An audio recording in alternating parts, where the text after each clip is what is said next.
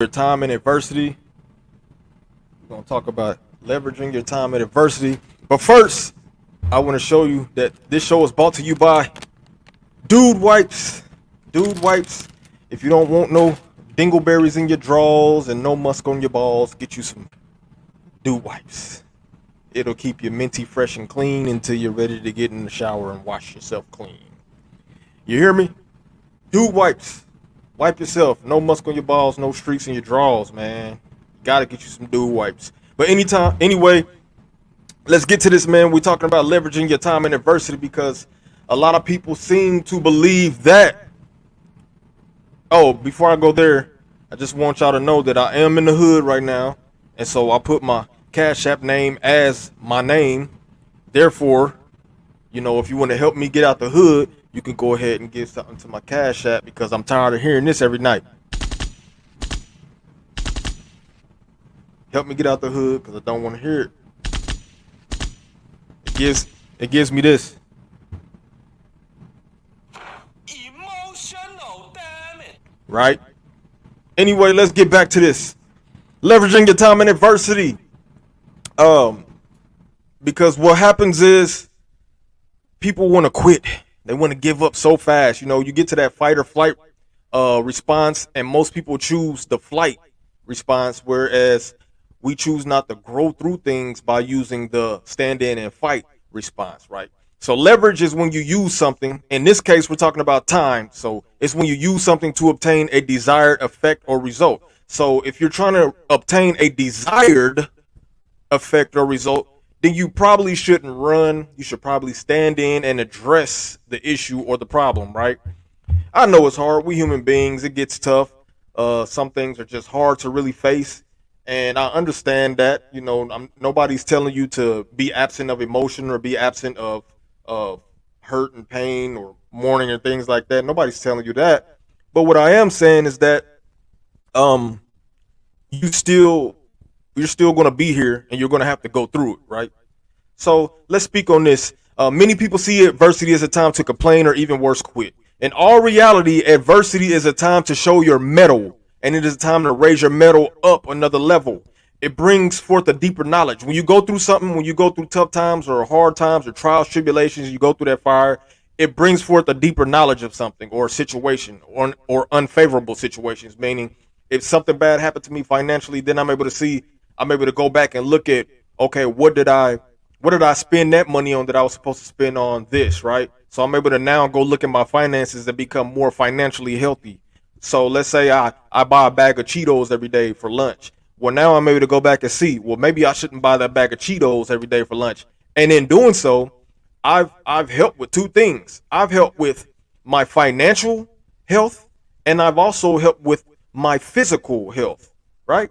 Because we know that if you eat a bag of Cheetos every day for lunch, it's not good for you, right? It's not good for your wallet. It's not good for your body. So you have to go back and look at stuff and see that you'll develop a deeper knowledge by actually going through something. All right. So when you push through something, it builds character. It brings forth a deeper knowledge, and it puts you ahead of the next unfavorable situation because you now know that if I stand in and fight, that I can get a better result than if I go cower in the corner and cry, right? Okay, so it helps you sleep well in the storms. It's like Jesus on the back of the boat. Yeshua on the back of that boat. The waves are just pushing the boat everywhere, and other people in the boat are looking at him like he's crazy because he's in the back of the boat sleep. Why? Because you learn how to relax through stuff. It's just like when you go swimming. When somebody's trying to teach you how to float, what do they tell you to do? Relax. When you relax, you're able to see the problem better. And therefore, you're able to see solutions. Consider the weightlifter. Weightlifters, the person that works out, the person that gets strong. Consider them. Give them a hand clap. Because they are going through something to better themselves. And when I say that, I mean real strength is built in resistance. When you're able to successfully push back against resistance, that means something that's pushing back against you. When you're able to successfully counter it by pushing back through it, you grow, right? That means when you add those 45-pound plates to that bar and you get up under that bar and that bar is pushing down on you because it's heavy, it's a heavy burden, but you find the strength within you to push back through it and you get it up, that just made you that much more stronger. So that applies to your situations as well. That applies to your situations as well. When you're able to fight back against that resistance, you get stronger. You grow, right? You have to grow through the resistance. So when you consider that weightlifter, they push through it. All right, now they add more. It's harder. It's harder resistance, but they resist them back against it and they push through it. And sometimes, you know what? It may have to. It may. It may not get through it. They may not push through it, right? But eventually, if they keep trying and they don't give up, they get through it. So you may have a failed rep. You may have a failed rep. But you know what? You come back the next day, you put that amount of weight back on there, and you may have a failed rep again. But you come back the next day, and you're determined, and you begin to push, and you push, and you push, and you get through it. Guess what? Stronger.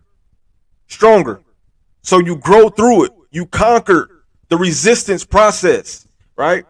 Your mind becomes more still, meaning now you don't fret at every little thing that comes your way. You're able to find balance in your emotion and you don't become to one extreme to one side or the other, right? You're centered. You're centered in your emotions. You're able to stay in frame more. And so you learn from your experience in order to be experienced, right?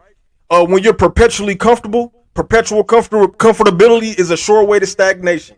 And stagnation is a sure way to throw your goals into the grave and bury them. And they're buried alive. So you kill your goals. You're the goal killer. You're the goal killer because you want to remain comfortable the whole time. You don't want to do those burpees. We know those burpees suck. Everybody knows. Anybody that's ever done a burpee knows that they suck. Anybody that's ever planned a budget knows that it sucks. But anybody who's ever stuck to doing them know that you're going to come out with a six-pack. You keep doing those burpees. You're going to have a nice nest egg saved up in the bank when you stick to that budget. When you go get that oil change on time, your car runs longer. When you get up under that weight and you push back through it and you push back through it, you get stronger, you get muscles. When you stick to eating the proper foods, your body's going to operate better. See, a lot of times, and especially in the believers realm, a lot of people, or the believer sector, a lot of people will say the devil made me do this, or the devil did this and the devil did that. The devil can't make you do anything. It really can't. All it can bring is the temptation. You have to go into the temptation, because one of the fruit of the spirit is self-control. So he brings the temptation and you can't control yourself. You did it. Not the devil. You did it. Right? So we have these 2 days, right? We have these 2 days. Let me give me the devil didn't do it. You did it. You did it. You did it. Put my glasses on, man, because I'm cool. Cool, right? So we have these 2 days. You have the day that you slide down that birth canal, and you have the day that sends you to that mortician's table. That's birth and that's death. And in between those days, you make a bunch of choices. And in between those days, there's a bunch of subsequent consequences for those choices, whether good or bad, right? There's going to be a consequence for each one of those choices that you make. The devil didn't make the choice. You did. The devil might have bought temptation for you to make a choice, and you made the choice to go along with the temptation he bought. But you ultimately made the choice. And that's why you're responsible for your choices. So in between those 2 days, now we know the day that you slid down that birth canal. You celebrate it every year, right? What we don't know is that day that you're going to be laying on that mortician's table. And so it is your responsibility every day to make the right choice, because you don't know when that day is, right? So you have these choices, and you have this day that may be coming up tomorrow or 50 years from now, but you don't know. So why live like you know that? Like, let's just imagine I say, oh man, my expiration date is March 3rd, 2035. Well, if I know that date, then I could just be like, I could plan like this, and this, and that, and then this day comes, but we don't know that. It could be March 3rd, 2023. And so you need to live every day like it's your last, basically, right? You gotta know. Obviously, rest is important, but you also can't just overrest. You can't just waste a bunch of time, because you don't know when that mortician table time is coming. Y'all, do you get what I'm saying? Don't. You gotta be on purpose. That's why this is called that. You gotta be on purpose. Success is not arbitrary. It's not arbitrary. Those people who are successful at anything, and when I say success, I don't mean like they got a mansion somewhere. I don't mean that they got a bunch of money in the bank account. What I mean is they were able to do things that they plan on doing. Right? It means they showed up for practice. It means they showed up to the budget meetings. They showed up to work. People show up to work and they don't work, or they take off days that they didn't really need to take off, and then when they check is short, they're crying about it. Nah, man, you gotta put in work. You can't be lazy, and that's biblical, man. It says the diligent get what they want, not the lazy person, the diligent person. Right? So, like I said, you have to show your adversity. When adversity comes and knocks at your door, you don't turn around and run away. You got to stand up to your adversity and tell your adversity to run your fade. Run me my fade. I want the smoke, bro. Run me my fade. I want the smoke. You got to show some grit. You got to show some determination. You got to overcome that fear with action, and you have to dare to outwork your past proclivities towards giving up. Listen, and I've heard this. Fellas, this is for you. This is for you. Listen up. Listen up. This is for you. I've heard this from a sister's mouth, directly from a sister's mouth. She said, when a problem comes up, both of us can't be in the corner crying.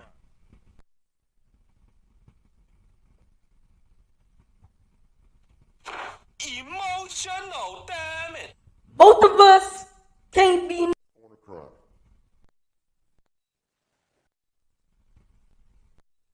Both of us can't be in the corner crying.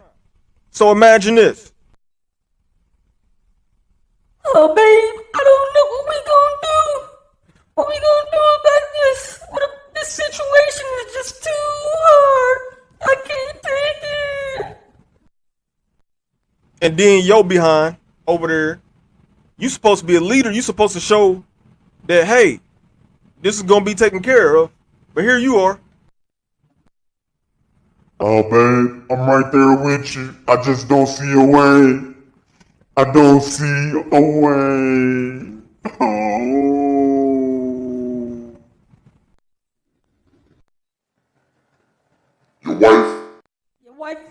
Your wife and your children see that? Can you imagine? We don't have a leader. Look.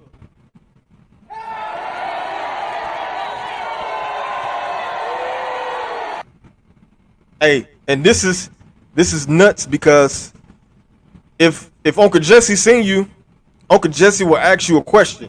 I'd be like, Uncle Jesse, what's that question you be asking? Watch this. Are you a beta male? Beta! Beta! Beta! Beta! Uncle Jesse, what are you talking about, man? And what was that question again? Are you a beta male? Beta!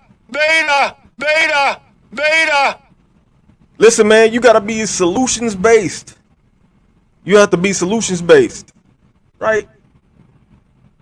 The problem Here's how you should focus and refocus. The problem has already happened.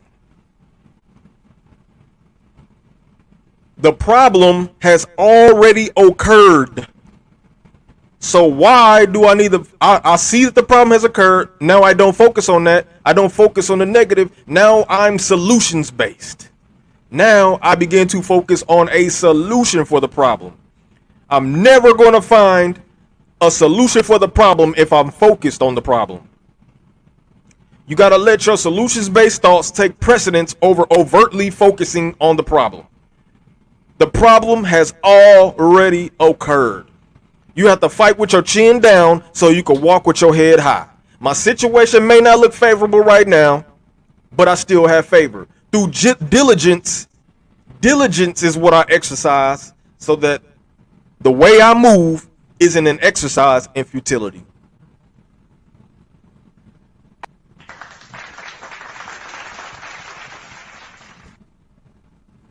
Hello? Is anybody there? Brothers, this is your look. If you do gotta cry, go do it in car where nobody can see you, get it out, and then get up and do what you have to do, or else Uncle Jesse is gonna come knock at your front door, and this is what he gonna say. Are you a beta male? Beta! Beta! Beta! Beta! So think about your life as like a sports analogy, football. You got somebody up in the press box, you down on the field, guess what? Y'all gonna have to review that film. Dude up in the press box, he's calling the play down to the field, but you not running the play. You're gonna have to look at that. You're gonna have to look at the film. Oh man, I didn't run the play this time. I didn't run the play. That's the days of your life. I didn't run the play today. I didn't run that play. Then you getting crackback blocked. You getting sacked. You getting intercepted. All this stuff because you're not running the play right. Run the play, man. Run the play. And another thing is because a lot of people have grown up around pessimists and people who have pessimistic attitudes, right? And I understand that some people who are pessimistic are just trying to show you all possible outcomes. That's fine. That's fine. But you don't internalize that attitude of the pessimist. Listen to this. There's a reason why eagles are not down here kicking it with turkeys and chickens. Because the eagle is too busy up there doing what it does. It's flying around. And you barely even see him. When the last time you saw an eagle? I'll wait. That's not an eagle sound, but I'm telling you. When the last time you saw an eagle? When? Stop the cap. You said yesterday. Stop the cap. You haven't seen one. But you saw, this is a couple of days after that holiday Thanksgiving, right? You saw some turkeys on somebody's table being chomped on. Saw that. Right? Eagles don't kick it with turkeys and chickens. You never went to Church's Chicken and ordered a 3-piece eagle. Right? Because the eagles are busy doing what they do. So, you know, there's a saying that says put your best foot forward, but I'm more like I want to make both of my feet as equally impressive as possible so that every step I take is towards purpose.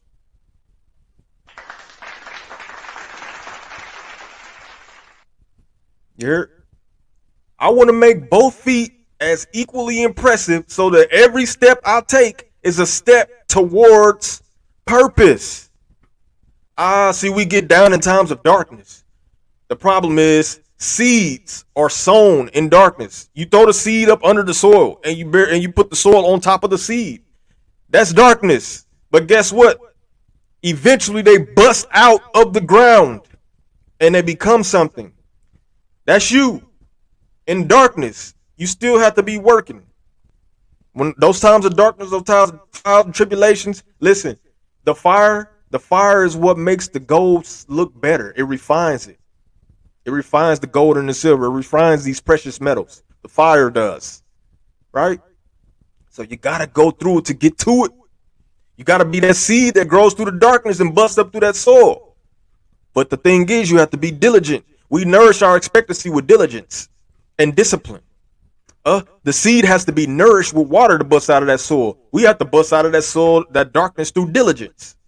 Most of the time, our default setting gets to falter and our purpose is thrown to the wayside because adversity has taken over. We have to change our default settings to strength. Strength, no weakness. Shout out to the young Jamaican trainer, right? We're not runners. We don't run. We stand up, we buck up, we get busy. Run me that fade. I want the smoke, right? We can't sit there and rationalize why we can't do something. We can't sit there and rationalize why we can't do something, because the moment you begin to rationalize it and then you do it again, it turns into a justification. And now every time you're going to justify why you can't do something. And meanwhile, there's somebody who's in a far worse situation than you doing something, right? Are you a beta male? Beta! Beta! Beta! Beta! So I'm not going to be here all day. Self-discipline gets it done irregardless of your current circumstance.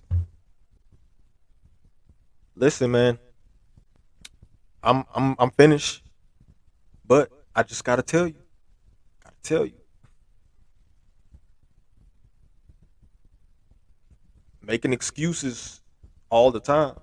Sometimes we have really good excuses, like valid excuses. There's validity in some excuses. You know, you sick.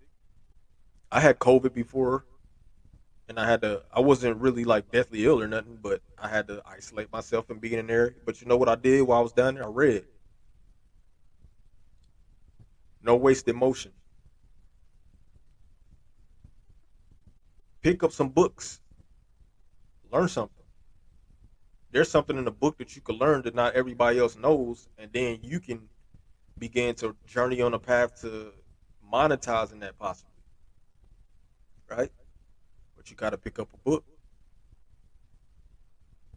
Got to. You can't scroll all day. Or you can even read stuff. You just Google something that's come to your mind, Google it, and just follow down the rabbit trail. But growth requires certain changes, man. It requires changes.